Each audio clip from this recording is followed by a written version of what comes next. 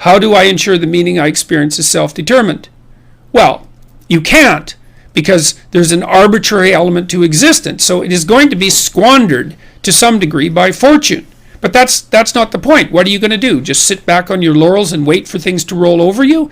So what you do, look, the hero myth basically says, go out there, confront the dragon, get the gold, share it with the community, and live properly. Or it says, the alternative is, face the tyrant,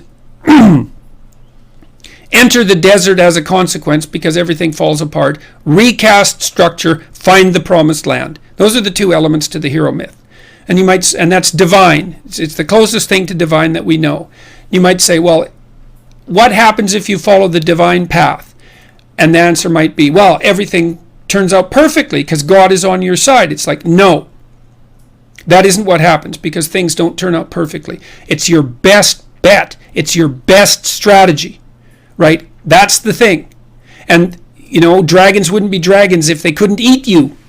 And so, but that's okay. That's okay. And this is something I found so useful about the biblical stories, especially about the Abrahamic stories, which I didn't know that well till I lectured about them last year. God calls people to the adventure of their lives. And so you could say, in part, God is that force within you which calls you to the adventure of your life. And it says, get away from your family, get away from your blind and unconscious comfort, and get the hell out there in the world. Well, God calls Abraham out from his fathers, where he stayed far too long, and from his kin, where it's secure. And like the first thing he encounters is a famine, and then he encounters a tyranny inhabited by people who want to steal his wife. It's like you think, well, Abraham should have just stayed in bed and ignored God, obviously. Well, that isn't how it is. It's like we're built for struggle, us human beings.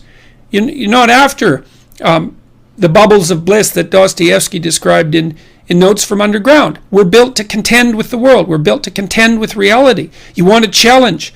And the best way that you can take on a challenge, because a challenge fortifies you. So you don't want to be secure, you want to be strong. And you get strong by taking on optimal challenges.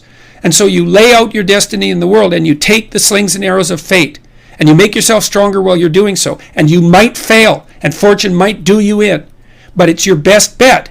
And people have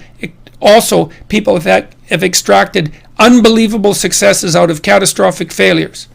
And I'm not saying that in a naive way. I know perfectly well what happens to people. You're doing fine in life, and then you get cancer, and then 6 months later you're dead.